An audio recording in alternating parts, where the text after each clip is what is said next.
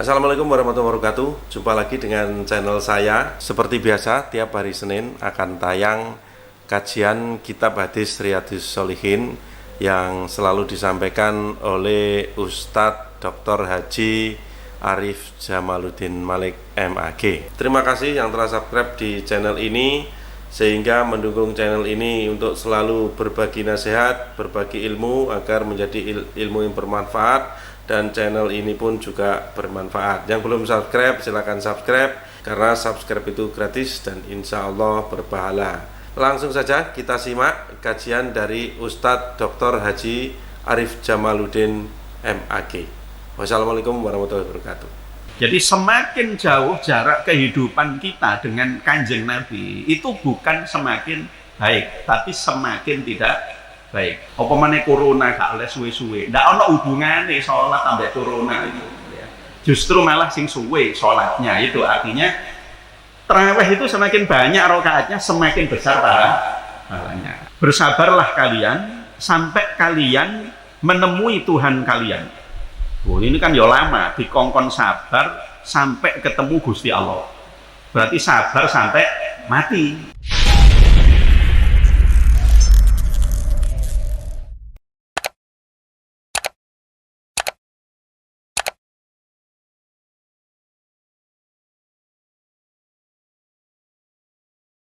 Bapak Ibu, para jemaah Masjid Al-Muhajirin rahimakumullah. Pertama-tama mari kita panjatkan puji syukur kehadirat Allah Subhanahu wa taala. Alhamdulillahirabbil alamin, kita masih diberikan hidayah, taufik, rahmat dan nikmat oleh Allah sehingga dapat melaksanakan sholat maghrib berjamaah yang dilanjutkan dengan majelis taklim. Mudah-mudahan semua amal baik yang kita kerjakan diterima dan diridhai Allah Subhanahu wa taala. Amin. Allahumma amin. Selanjutnya sholawat dan salam semoga selalu disampaikan kepada Rasulullah Muhammad SAW. Beliau yang telah memberikan bimbingan, petunjuk dan keteladanan yang baik kepada kita. Beliau yang kita harapkan syafaatnya kelak di hari akhir. Para jamaah rahimakumullah, melanjutkan kajian kitab hadis Riyadhus Shalihin, masih di dalam bahasan tentang bersegera untuk melakukan kebaikan, al-mubadarah fil khairat, hadis nomor 6. Bismillahirrahmanirrahim. Ani Zubair bin Adiyin qala ataina Anas bin Malik radhiyallahu anhu fasyakawna ilaihi ma nalqa minal hajjaj faqala isbiru fa innahu la ya'ti zamanun illa walladhi ba'dahu syarrun minhu hatta talqaw rabbakum sami'tuhu min nabiyikum sallallahu alaihi wasallam. Rawahul Bukhari. Dari Zubair bin Adi radhiyallahu anhu, ia berkata, kami pernah melaporkan kepada sahabat Anas bin Malik radhiyallahu anhu tentang penderitaan yang kami dapatkan dari Al-Hajjaj. Al-Hajjaj ini adalah salah seorang pegawai, atau kalau sekarang itu disebut gubernur, di masa kekhalifahan Khalifah Abdul Malik bin Marwan. Jadi Abdul Malik bin Marwan itu termasuk salah satu khalifah dari dinasti Umayyah. Jadi Al-Hajjaj yang nama aslinya adalah Ibnu Yusuf At-Thaqafi, ini salah seorang gubernur ya, yang diangkat di masa pemerintahan Khalifah Abdul Malik bin Marwan. Ia pernah ditugaskan di Hijaz. Hijaz itu berarti saat itu adalah wilayah yang membawahi Mekah, Madinah, termasuk Jeddah, itu disebut Hijaz saat itu. Kemudian ia juga pernah ditugaskan di Irak, ya, di Irak. Nah, ini di dalam kitab Dalilul Falihin disebutkan bahwa Zubair bin Adi ini mendatangi sahabat Anas bin Malik seperti tadi disebut di dalam hadis itu posisinya sahabat Anas bin Malik ada di Basrah, ya, ada di Basrah. Basrah itu waktu itu masuk kawasan Persia, ya, Iran, ya, Basrah. Nah, Hajjaj ini perlakuannya kepada rakyat, kepada masyarakat itu keras, keras sekali. Termasuk ulama-ulama yang berbeda pendapat dengan Al-Hajjaj itu dia termasuk orang yang anti kritik, kira-kira begitu. Ya, anti kritik itu tidak suka dikritik. Dan itu memang kebanyakan khalifah begitu, anti kritik, kecuali memang khalifah-khalifah yang baik. Khalifah yang baik di masa dinasti Umayyah itu yang sangat terkenal adalah Malik Abdul Aziz, ya. Jadi Umar bin Abdul Aziz, maaf, kalau Malik Abdul Aziz itu kan Mike Tyson, ya. Jadi Umar bin Abdul Aziz, ya. Umar bin Abdul Aziz itu salah seorang khalifah dari dinasti Umayyah yang paling baik kepemimpinannya.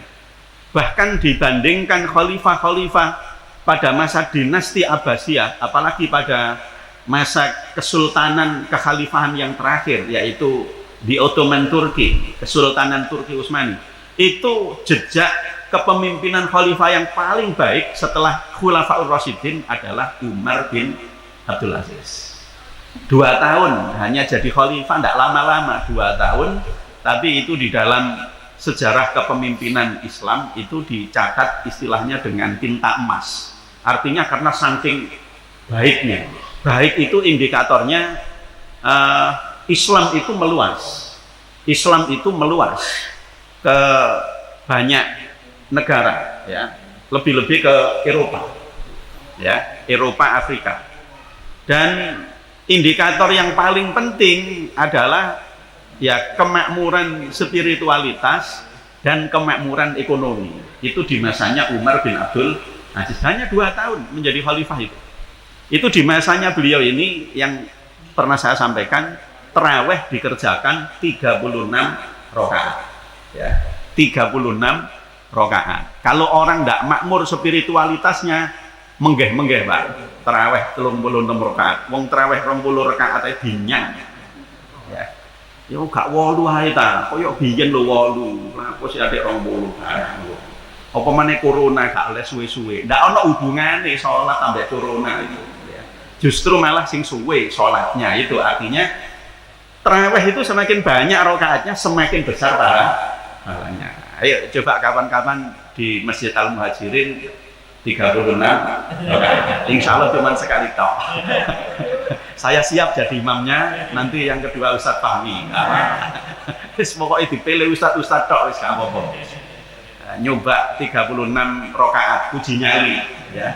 Uji nyali. Jadi saya diberitahu teman-teman ada sebuah masjid itu di Surabaya, itu kalau 10 hari pertama para jamaah tarawihnya itu 8 rakaat. Jadi kalau 10 hari pertama itu 8 rakaat, witirnya 3 rakaat itu. Kemudian 10 hari kedua itu 20 rakaat tambah witirnya 3, jadi 23. Jadi Ramadan semakin ke belakang itu semakin ibarat orang minum obat itu dosisnya itu ditambah. 10 hari terakhir 36 rakaat, witirnya 3 rakaat, 39 rakaat. Itu jan luar biasa, ya. Tapi saya tanya, jamaahnya banyak? Nggak ada. Ya bodoh aja. Iya, tinggal ustadznya sama yang dilali. Jadi ini kemakmuran spiritualitas di masanya Umar bin Abdul Aziz dalam rangka mengimbangi kemakmuran ekonomi. Tidak ada orang miskin di masanya Umar bin Abdul Aziz. Ya, tidak ada orang nerima zakat itu. Orang kaya kesulitan menemukan fakir miskin itu di masanya Umar bin Abdul Aziz. Jadi orang kaya itu ngasih zakat itu susah. Kalau sekarang ini, gampang sekali, ya, siapa saja dikasih zakat mesti diterima. Banyak orang kaya yang memiskinkan diri sekarang ini, ya. Jadi karena gaya hidup, orientasi hidup yang cenderung materialistis. Nah, uh, Al-Hajjaj ini termasuk apa namanya pemimpin yang keras, ya, yang keras dan anti kritik. Banyak rakyat mengeluh karena sikap keras yang ditunjukkan oleh Al-Hajjaj ini. Ini direkam di dalam hadis riwayat sahabat Anas bin Malik. Dari Zubair bin Adi radhiyallahu an, ia berkata, kami pernah mengadukan kepada Anas bin Malik tentang penderitaan yang kami dapatkan dari Al-Hajjaj. Nah, kata beliau, kata sahabat Anas bin Malik saat diwaduli, dilapori penderitaan rakyat sebagai akibat dari kekerasan dari kepemimpinan Al-Hajjaj itu, sahabat Anas bin Malik mengatakan begini, isbiru, bersabarlah kalian sampai kalian menemui Tuhan kalian. Oh, ini kan ya lama, dikongkon sabar sampai ketemu Gusti Allah. Berarti sabar sampai mati. Nah, maknanya kan begitu. Bersabarlah kalian sampai kalian menemui Tuhan kalian. Sebab aku mendengar Nabi kalian, yaitu Nabi Muhammad SAW, telah bersabda bahwa tidak ada suatu zaman yang datang kecuali yang setelahnya akan jauh lebih buruk dari sebelumnya. Hadis riwayat Imam Al-Bukhari. Apa maksud dari hadis nomor 6 riwayat Zubair bin Adi ini? Pertama, para jamaah yang saya hormati, bahwa masa atau periode kehidupan semakin jauh dari Rasulullah itu semakin tidak baik. Itu begitu. Jadi semakin jauh jarak kehidupan kita dengan Kanjeng Nabi, itu bukan semakin baik, tapi semakin tidak baik. Rasulullah bahkan menyebut hanya ada 3 periode yang paling baik. Beliau mengatakan, khairul quruni qarni, summal ladzina yalunahum, summal ladzina yalunahum. Sebaik-baik masa, sebaik-baik periode itu adalah masaku. Dan masa para sahabat itu masa yang paling baik. Kenapa? Karena kalau ada masalah apapun, orang-orang bisa langsung datang kepada Rasulullah. Dan Rasulullah itu bukan hanya seorang nabi dan rasul, tapi juga sebagai seorang pemimpin, kepala negara, kepala pemerintahan, komandan pasukan perang, sebagai seorang warga masyarakat. Itu dalam diri Rasulullah ada banyak karakter-karakter baik menyangkut kepemimpinan maupun sebagai warga masyarakat biasa. Dan beliau orang yang ini, tidak gampang menyalahkan orang lain. Ini pokoknya kehidupan di masa Rasulullah itu yang paling baik, terbaik. Kemudian oleh Rasulullah disebutkan summal ladzina yalunahum. Kemudian setelah itu adalah generasi yang hidup sesudahku. Maksudnya sesudah para sahabat, yaitu generasinya para tabi'in. Kemudian berikutnya adalah summal ladzina yalunahum. Kemudian yang berikutnya adalah periode setelah tabi'in, yaitu tabi'in. Sehingga di dalam periodisasi perkembangan Islam itu disebutkan istilah salaf dan khalaf. Salaf itu adalah periode kepemimpinan klasik, itu mulai dari abad pertama sampai abad ketiga Hijriah. Artinya masa Nabi, masa sahabat, masa tabi'in, masa tabi'in. Atau sebagian orang menyebut dengan istilah mutaqaddimin. Kemudian periode berikutnya abad ketiga sampai sekarang ini disebut dengan periode khalaf atau periode mutaakhirin. Semakin ke belakang bukan semakin baik. Maka para jamaah yang saya hormati, Rasulullah menyebutkan hal ini melalui apa yang disampaikan oleh sahabat Anas bin Malik ini, tidak lain supaya kita tetap berpegang teguh kepada praktek keagamaan yang dilakukan oleh ulama-ulama mutaqaddimin, ulama-ulama salaf.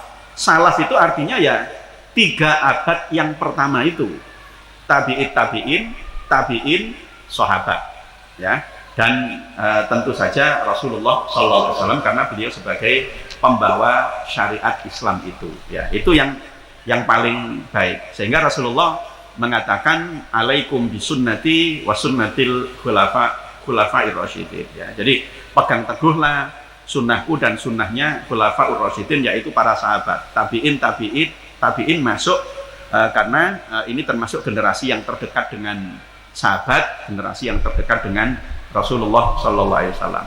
Artinya tambah tahun dunia ini semakin tua itu bukan semakin baik, tapi semakin tidak baik, ya. Karena itu sangat bodoh kalau orang hanya menikmati hidup di dunia tanpa beribadah kepada Allah Subhanahu wa Ta'ala, ya. Ini yang pertama dari hadis nomor 6 itu. Jadi zaman ini semakin ke belakang itu bukan semakin baik, ya, tetapi semakin tidak baik, semakin jauh dari Rasulullah semakin tidak baik. Yang kedua, para jamaah yang saya hormati, karena hadis nomor 6 ini termasuk di dalam bahasan tentang al-mubadarah fil khairat, bersegera di dalam melakukan kebaikan, maka kalau kita melihat praktek kepemimpinan seseorang yang tidak baik, itu kita tetap disuruh sabar. Nah, ini kata sahabat Anas, isbiru fa innahu la ya'ti zamanun illa wallazi ba'dahu syarrun minhu hatta talqaw rabbakum. Ini orang-orang yang mengeluh, yang mengadu kepada sahabat Anas bin Malik disuruh sabar sampai mati. Loh, kalau sabar sampai mati ini kan ya abot. Nek umure 40 terus mati ini umur 70 kan sabare 30 tahun. Ya itu berat, tapi disuruh sabar menghadapi. Tetapi ada yang luar biasa dari tersirat dari makna yang disampaikan oleh sahabat Anas bin Malik tentang kesabaran. Ternyata sabar di dalam hadis nomor 6 ini itu dinamis. Tidak, mohon maaf, sabar itu tidak terus meneng, istilahnya nerimo ing pandum itu, wis pokoknya meneng di gasak uang meneng ae. Lah kok meneng ae, sabar aku. Gak wani bales. Ya. Jadi bukan itu sabar itu. Ya, sampean kok gak gak nyambut gawe. Yo sabar ae, aku wis berusaha tapi gak oleh penggawean. Akhirnya gak nandi-nandi blas. Itu bukan sabar itu. Sabar itu mesti bergerak, dinamis. Ini yang tersirat dari saran, masukan, nasihat yang diberikan oleh Anas bin Malik kepada orang yang mengadu kepada beliau. Jadi karena kepemimpinan hajat itu begitu keras, menimbulkan banyak penderitaan dan kesengsaraan masyarakat disuruh sabar. Loh, kok tidak disuruh melawan? Nah, ini loh hebatnya sahabat Anas ini, kok gak disuruh melawan? Lo kalau melawan mesti kalah. Wong rakyat itu tidak punya apa-apa. Jangankan beli senjata, beli beras saja tidak bisa. Padahal harganya senjata itu jauh lebih mahal daripada beras. Tidak bisa. Disuruh sabar. Tetapi secara tersirat sahabat Anas mengingatkan jangan menunda-nunda untuk melakukan kebaikan. Teruslah berbuat baik, karena terus berbuat baik itu berarti makna sabar yang sebenarnya. Jadi mohon maaf para jamaah, kalau ada orang kena musibah terus dia hanyut di dalam musibah itu, sholatnya ditinggal, puasanya ditinggal, wis gak ibadah belas, padahal sebelum musibah kemarin betapa dia sangat sungguh-sungguh melaksanakan ibadah, itu berarti tandanya orang itu tidak sabar.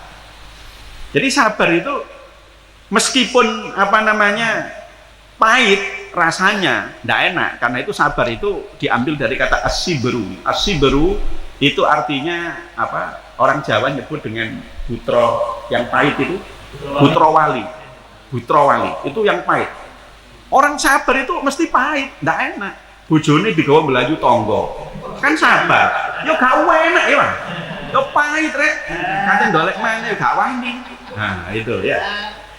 Nah, tapi terus dolek ya berusaha dicari yang istrinya kok. Ojo terus sabar wis gak apa-apa minggat-minggat ta utang dolek mana. Iku jenenge gak sabar. Ya, sabar itu yang gandoli sih. Sabar itu yang gandoli ya berusaha mencari jalan keluar. Jadi saya dulu itu ingat kalau pas musim haji itu ada bis namanya bis solawatan. Bis solawat itu bis yang disewa oleh pemerintah Indonesia untuk antar jemput jamaah dari dan ke Masjidil Haram. Ya. Kecuali seperti Pak Abah Musen ini tidak dapat karena di Jarwal, tidak dapat bis. Tapi yang jauh-jauh kayak di Azizia itu dapat bis. Dan itu mesti royoan. Nah kalau bayang nih royoan itu, masya Allah, ketir-ketir Pak. Bisnya satu, yang ngerebut itu, yang royoan itu mungkin ada sekitar 200-300 orang, bahkan mungkin ada 500. Bis siji direbut wong sakmono kae. Itu bagi orang yang sabar, ngerti tentang prakteknya sabar itu dinamis, dia mesti bergerak, berusaha masuk. Kelindes ya apa? Ya ndak apa-apa. Oh itu jenenge sabar. Sing penting tidak niat menyakiti orang. Ada orang itu bubaran dari Masjidil Haram, ya di Mahathah, di terminal yang mau ke Aziziyah, mau ke Bahutmah, macam-macam itu. Saya tanya, masih muda orangnya, belum terlalu tua.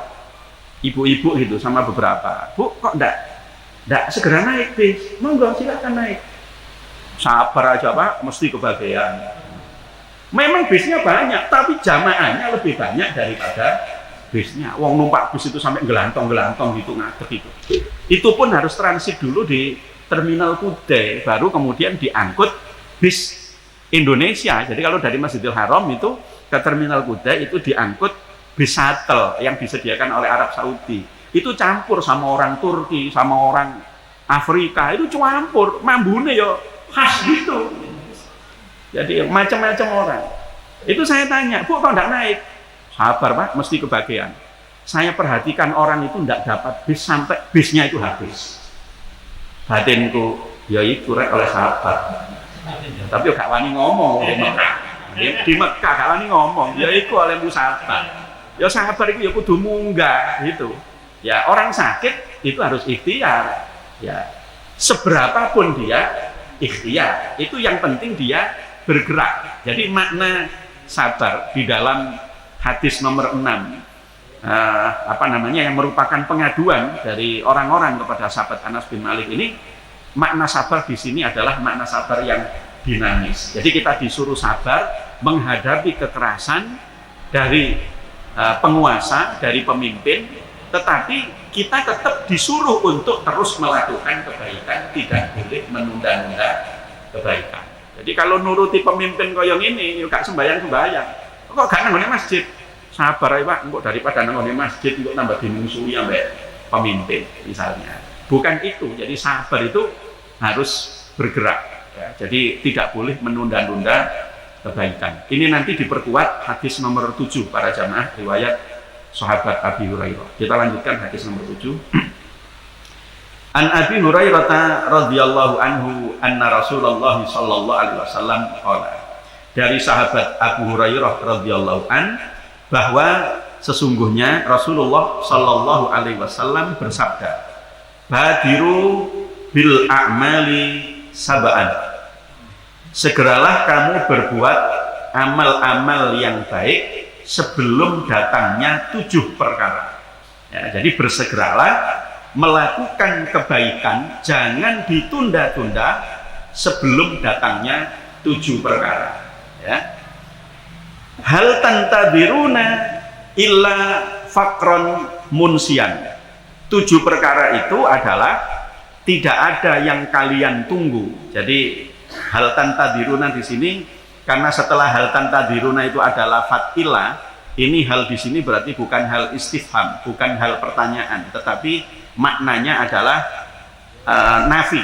Ya. Hal tanduruna illa fakron munsian, tidak ada yang kalian tunggu dalam hidup ini kecuali yang kalian tunggu itu sesungguhnya adalah kefakiran, kemelaratan yang melupakan. Ya. Jadi bersegeralah melakukan amal kebaikan sebelum datangnya 7 perkara. Satu, yang pertama ini adalah fakron munsian, kemelaratan yang melalaikan dirimu. Para jamaah yang saya hormati, katanya orang-orang itu urip ini gak mesti sugih, gak mesti sugih, sing mesti mati. Ya, jadi sugih itu ndak mesti, sing mesti itu mati. Ya. Jadi kadang orang punya pikiran, aku nyambut gawe temenan, kadang mungkin dewangi ndak sholat, ya macam-macam, sampai hubungan dengan tetangga, dengan teman, dengan kolega jelek, buruk, ndak karu-karuan, itu dia berharap bisa kaya. Padahal ternyata tetap ndak bisa kaya. Itu yang disebut dengan kefakiran yang melupakan. Ya. Jadi kefakiran yang melupakan. Jadi kalau nuruti ngenteni soge, tidak ada jaminan hidup kita ini mesti kaya. Yang ada jaminan adalah kita mesti akan mati. Itu mesti. Camat itu wis mesti. Ya, camat mesti. Nek bupati durung mesti. Ya, camat itu kan calon mati. Ya, camat itu calon mati. Itu mesti itu. Tapi nek bupati durung mesti. Ojo bupati, lurah ae durung mesti. Ojo lurah, ketua RT ae durung mesti. Ya, ternyata jabatan itu semakin diburu, kadang bukan semakin datang tetapi semakin lari, ya, meninggalkan kita. Jadi karena itu jangan menunda melakukan kebaikan karena nunggu kaya. Kan ada orang hidup itu, aku ibadah engko ae nek wis sugih. Padahal sugih itu durung mesti. Itu loh. Jadi tidak perlu kalau kita nunggu kaya. Sampai sekarang kita mungkin tidak sholat-sholat. Ya, ukuran kaya itu juga nanti kan semakin lama itu kan semakin menurun. Dulu katanya orang kaya itu nek duwe sepeda motor. Ternyata sekarang hampir setiap orang punya sepeda motor. Kaya kalau punya mobil. Sekarang orang punya mobil itu biasa. Dulu kalau sudah punya HP itu sugih. Saiki tak omah HP ini anggota keluarganya 5 orang, itu 1 orang bisa punya HP sampai 3 sampai 5, nomornya juga 1 HP bisa 2 slot, sudah berapa itu? Enggak jadi ukuran. Ya, ini katanya kan meskipun pandemi sekarang ini kan, tapi angka crazy rich, orang gila kaya apa orang kaya gila? Tidak ada orang gila kaya itu, tidak ada ya. Orang kaya gila. Jadi orang kaya baru itu sekarang itu meskipun pandemi ternyata angkanya meningkat. Loh, ini kan agak aneh sebenarnya. Padahal kondisinya pandemi. Tapi orang kaya baru itu meningkat. Padahal sisi lain banyak masyarakat yang sangat terdampak dengan pandemi COVID-19 ini. Ya. Nah, kalau kita nunggu kaya, ya Allah, kadang saya bayangkan usia kita ini sekarang berapa? Nek ngenteni sugih ya mungkin durung kok bersolat. Padahal mati itu pasti, kaya tidak pasti. Itu berarti bahwa ada banyak kemungkinan orang sebelum kaya itu mati. Dan kalau itu yang terjadi berarti dia belum sempat bertaubat, belum sempat beribadah kepada Allah Subhanahu wa ta'ala. Na'udzubillah ini. Padahal kita ini diciptakan oleh Allah bukan untuk berfoya-foya hidup di dunia, tetapi liyak budun, agar kita beribadah, mengabdi, menghamba kepada Allah Subhanahu wa ta'ala, bukan menghamba kepada dunia. Dunia ini hanya jalan aja, ya. Ibarat kata Rasulullah, orang hidup ini hanya seperti musafir yang mampir hanya sekedar untuk minum, kemudian akan melanjutkan perjalanan yang lebih panjang, yaitu perjalanan akhirat. Jadi ini yang pertama, ya. Jadi jangan sampai kita menunda amal kebaikan karena kefakiran yang melupakan, yang bisa melalaikan kita dari beribadah kepada Allah Subhanahu wa ta'ala. Yang kedua, auzinan mudghiyan, ya. Jangan menunda-nunda melakukan amal baik, auzinan mudghiyan, atau karena kekayaan yang membuat orang itu menjadi sombong. Mudghiyan, ya, dari kata togo itu artinya sombong atau membuat dia menjadi menyimpang dari ajaran agama, dari ajaran-ajaran Allah. Ya, jadi para jamaah yang saya hormati, dalam kehidupan ini kita melihat ada orang yang ingin kaya, alhamdulillah oleh Allah diberikan kekayaan. Tetapi ternyata meskipun diberikan kekayaan, ternyata dia tetap tidak mau ibadah.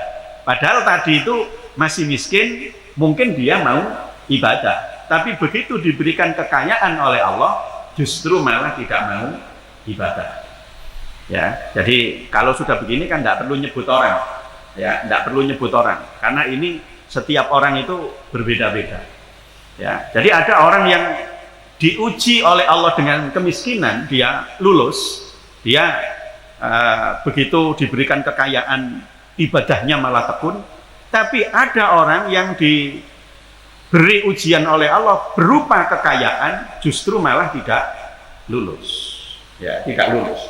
Artinya apa? Semakin kaya bukan semakin tekun ibadahnya, bukan semakin istiqomah jamaah sholatnya, bukan semakin tinggi kepedulian sosialnya. Itu namanya ghinan mudghiyan, ya, kekayaan yang bisa membuat orang itu menjadi sombong. Dulu ketika ketemu orang itu, ketemu tetangga nyopo, tegur sapa itu enak gitu belater. Sekarang karena kaya itu kadang untuk negur saja, untuk bertegur sapa aja wis nggak kober, ya. Untuk kegiatan di masyarakat apalagi, padahal nanti ketika mati itu gak budal dewi, mesti sing repot tong gone, ya. Makanya sekarang juga viral itu, katanya orang-orang sing seneng maido itu meneh lek mati jenazahnya budal dewi, nggak tahu siapa sing gawa budal itu, ya. Kan viral itu, ya. Loh, itu ada jenazah jalan sendiri gitu. Itu ternyata mayitnya jenazahnya tukang maido. Jadi tukang maido mati ini budal dewi. Adik di dulu sana kan jauh, lumayan. Ya.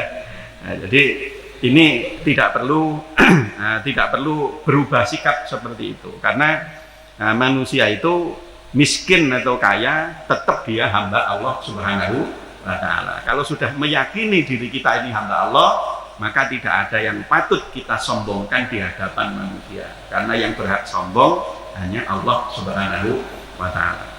Ini yang kedua, jangan menunda-nunda amal soleh, ya, karena kekayaan yang membuat sombong. Au maradon mufsidan, atau sakit yang membinasakan, yang merusak. Na'udzubillahi min dzalik. Kita alhamdulillah masih diberikan sehat walafiat oleh Allah. Terus nek gak gelem tekun ibadah, kate ngenteni opo. Karena begitu kita kena sakit itu, masya Allah, kita betul-betul merasakan ternyata nikmat kehidupan ini adalah kesehatan. Jadi nikmati urip hidup di dunia ini adalah sehat. Wis talah, itu nomor 1, Pak. Kalau ditanya orang disuruh milih loh ya, suruh milih sehat apa milih nyekel duit. Kalau saya milih sehat, gak duit gak apa-apa, saya iso utang. Awake sehat, iso melaku ndolek utang. Tapi kalau sudah sakit, tidak bisa kemana-mana, beli pulsa juga tidak bisa, ya, paketan habis. Wis, na'udzubillahi min dzalik. Na'udzubillah min dzalik. Nikmat kehidupan yang paling besar itu adalah sehat. Maka Rasulullah mengatakan, nikmatani maghbunun fihi katsirun minan nas. Ada 2 nikmat yang kebanyakan manusia itu tertipu dengan 2 nikmat ini. Apa? As-sihhatu wal faragh. Ini sahih hadisnya, riwayat Imam Al-Bukhari.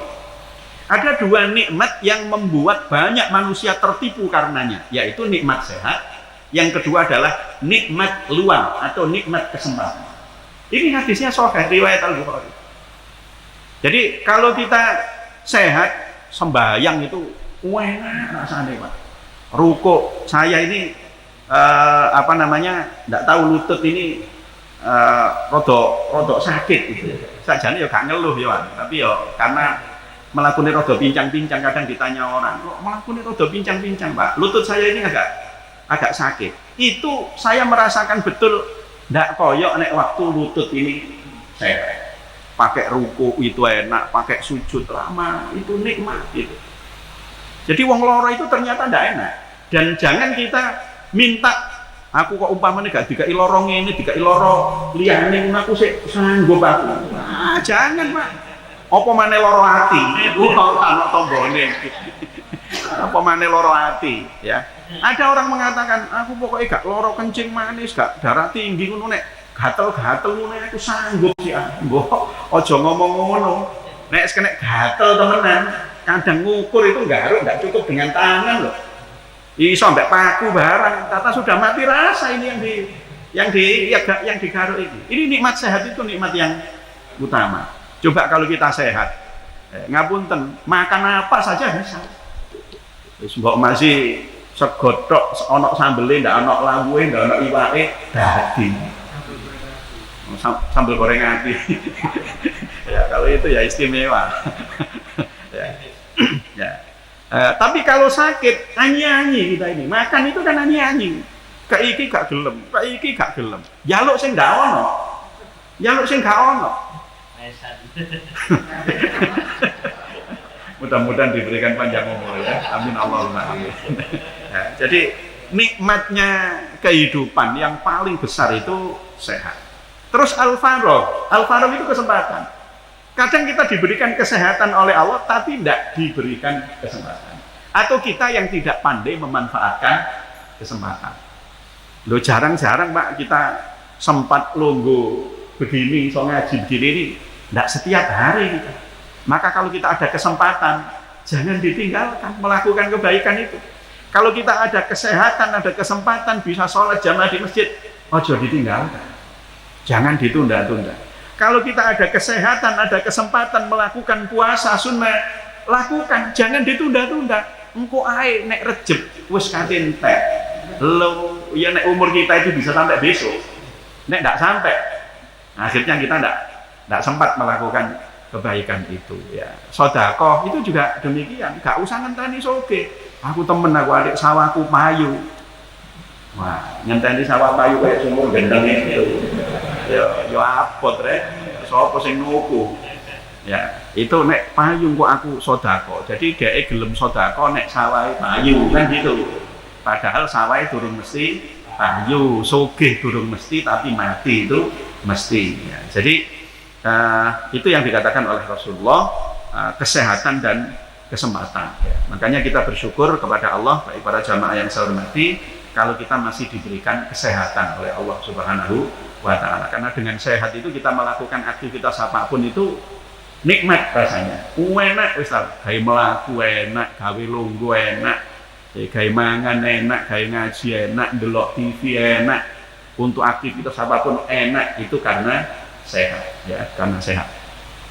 Yang keempat, bersegeralah melakukan amal kebaikan, jangan menunggu auharaman mufnidan. Jangan menunggu saat pikun itu merusak, membinasakan. Haraman mufnidan ya. Kalau di sini dimaknai lanjut usia yang menjadikan kamu pikun ya. Haram itu sendiri maknanya adalah pikun, dan pikun ini tidak ada obatnya. Satu-satunya penyakit yang tidak ada obatnya kata Rasulullah adalah pikun. Pikun ini tidak ada obatnya ya. Pikun ini tidak ada obatnya. Tapi pikun ini sebenarnya sesuatu yang terjadi secara alamiah. Artinya pikun ini hanya akan dialami oleh orang yang usianya sudah tua, sudah lanjut. Nek ono arek enom umur 30 tahun kok pikun, itu bukan pikun. Ya mungkin kakek pikiran. Ya, iya kakek pikiran, itu bukan pikun. Pikun ini sesuatu yang alami. Artinya kalau kita melakukan kebaikan itu jangan nunggu masa tua. Jangan nunggu masa tua. Jadi wong Jawa itu tua gak mesti, mati itu mesti, gitu. Jadi orang hidup itu tidak mesti tua, tapi mesti mati, gitu. Ya, berapa banyak saudara kita orang-orang yang meninggal sebelum memasuki masa tua. Apalagi karena ini pandemi COVID-19 ini, banyak yang meninggal di usia muda. Hampir tiap hari ada kematian, dan kematian itu tidak mesti dialami oleh orang-orang yang usianya lanjut. Bahkan yang lansia-lansia sehat-sehat mulai divaksin kan gitu kan. Lansia itu sehat-sehat, sing nom-nom itu kadang tidak membayangkan, dia bayangannya panjang umur sampai tua, ternyata dia mati duluan dipanggil oleh Allah Subhanahu wa ta'ala. Au haraman mufnidan. Dan jadi orang pikun itu tidak enak. Jadi orang pikun itu tidak enak. Ya, meskipun ini alami tapi tidak enak. Naudzubillah ini zalik. Meskipun kita diberikan panjang umur oleh Allah, mudah-mudahan barokah ya. Barokah itu artinya meskipun umur 70 tahun nek ndelok arek wedok ayu, wah iki arek wedok ayu kan jadi. Nek ndelok dhuwit 1.000, 1.000. Nah, itu jenenge mari mangan gak lali. Nah, itu namanya ndak pikun ya. Orang pikun itu kan mari mangan terus, Pak sampean wis mangan. Durung, padahal mari tek rong piring. Cuman katanya almarhum almarhumlah ini Profesor Ki Haji Syaiful Hadi Permono SHMA Kebonsari itu beliau mengatakan orang pikun itu enaknya itu kalau habis hubungan suami istri. Habis hubungan suami istri lupa, minta lagi. Tadi sudah gitu loh. Kapan? Itu. Jadi pikunnya cuma satu itu toh. Jadi kalau makan lupa, yang lain lupa, tapi hubungan suami istri itu gak pernah lupa. Ya. Itu haram. Ya. Ini satu-satunya penyakit yang kata Rasulullah tidak ada obatnya. Semua penyakit ada obatnya para jamaah. Ya kalau virus itu kan memang bukan penyakit, ya, bukan penyakit. Jadi yang menentukan kita berhasil atau tidak melawan virus itu ya kekebalan tubuh kita. Jadi orang-orang yang dirawat itu diisolasi itu kan bukan diberi obat khusus, kan tidak ada obat khusus itu tidak ada. Wong nyatanya yang di Wisma Atlet di Jakarta itu jam 10 ya dikongkon joget-joget begitu. Wong suruh berjemur, kemudian lari-lari, tetap pakai masker. Itu kan artinya memang tidak ada obatnya karena bukan penyakit itu. Tapi semua penyakit kata Rasulullah itu pasti ada obatnya. Yang tidak ada obatnya cuma satu, pikun. Ini meskipun kepalanya dibongkar, dibongkar itu. Dan ada yang karena penyumbatan gitu ya, penyumbatan pembuluh darah di otak itu kemudian dioperasi. Itu orang pikun itu meskipun dioperasi, dibongkar kepalanya, ya tetap tidak bisa kembali. Wong ini sudah sunnatullah.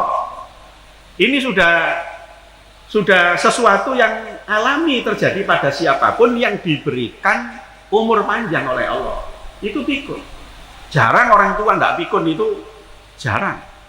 Dan kalau ada orang tua kok kemudian pikun, itu kan sudah cocok dengan firman Allah, wa man nu'ammirhu nunakishu fil khalq. Dan barang siapa yang kami berikan panjang umur, maka kami kurangi keadaan fisiknya. Kok nek wis tua umur 80 dikai gak pikun, wah bahaya ini, sing nom-nom kalah kabeh. Ya, jadi ya memang itulah sunatullah. Hidup itu gentenan, ndak ono kepingin wis tak dongakno. Orang usianya sudah 80 tahun sik didongakno, tak dongakno Pak sampean panjang umur. Tapi sampai piro meneh umure.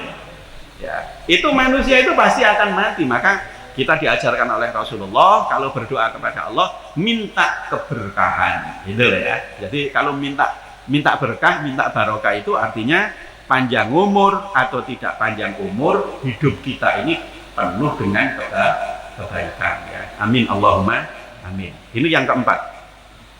Ya, 1, 2, 3, 4. Kemudian yang kelima, au mautan mujhizan atau kematian yang mujhizan. Mujhizan itu aisarian, kematian yang cepat. Nah, ada yang menyebut dengan istilah fujatan, kematian yang mendadak. Naudzubillah min dzalik. Para jamaah yang saya hormati, orang mati itu pasti ada sebabnya. Orang mati itu pasti ada sebabnya. Jadi kadang kita mengatakan begini, iki mau matinya mendadak Pak, jagongan loh, enak-enak jagongan, terus mati gitu aja. Itu kalau diperiksa secara medis pasti ada penyebabnya, pasti. Apa penyebabnya? Wah, karena dia jagongan di luar, kata orang Jawa, kena angin duduk. Angin duduk. Akhirnya ngandani anak-anak wong tua itu. Makanya ojo jagongan bunyi-bunyi, garai kena angin duduk. Jadi angin yang disalahkan. Ya. Tapi itu penyebab. Wa ja'alna likulli syai'in sabab. Ini dawuh Gusti Allah. Segala sesuatu itu kami jadikan ada sebabnya. Jadi kalau dia mati mendadak dibawa ke dokter, pasti ini serangan jantung. Mesti ketemu penyebabnya, itu pasti ada. Jadi jarang orang yang mati gak ono sebabnya, itu jarang. Sebab yang paling banyak adalah sakit. Mengapa Allah menjadikan sakit itu menjadi penyebab kematian yang paling banyak? Supaya manusia itu bersiap diri kalau dia mau menghadap Allah Subhanahu wa Ta'ala. Jadi kira-kira bahasa gampangannya begini para jamaah. Kalau orang disuruh milih enakan di mati dadak ambek mati ono sebabnya, kira-kira milih yang mana kira-kira?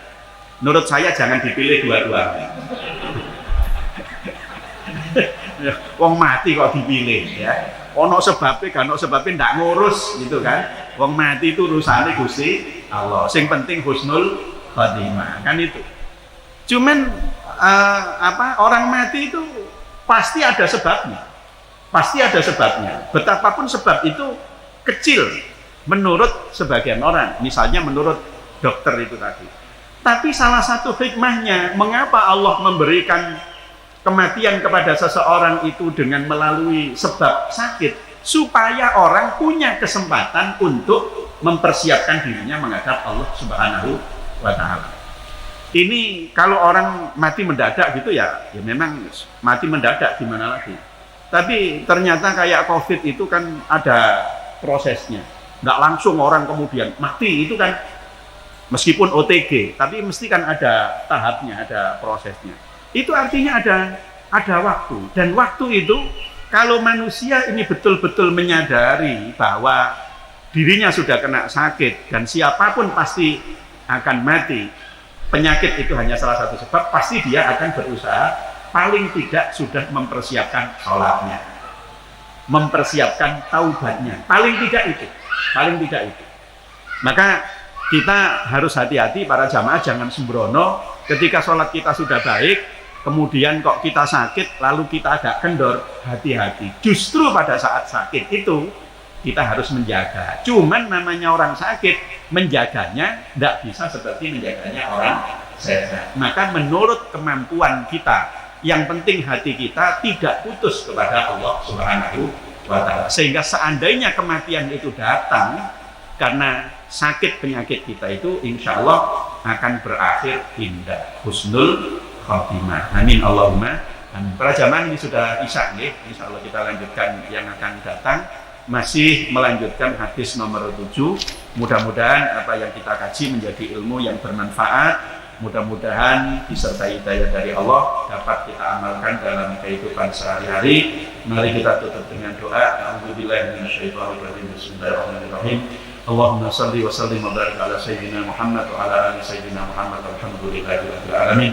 Allahumma anfa'na bima 'allamtana wa 'allimna ma yanfa'una wa zidna ilman nafi'a. Allahumma barik lana fi Rajab wa Sya'ban wa ballighna Ramadhan. Rabbana atina fid dunya hasanah wa fil akhirati hasanah wa qina adzabannar. Wa sallallahu ala sayyidina Muhammadin wa ala alihi wasallam. Alhamdulillahi rabbil alamin. Subhanakallahumma wa bihamdik, asyhadu an la ilaha illa anta, astaghfiruka wa atubu ilaik. Assalamualaikum warahmatullahi wabarakatuh.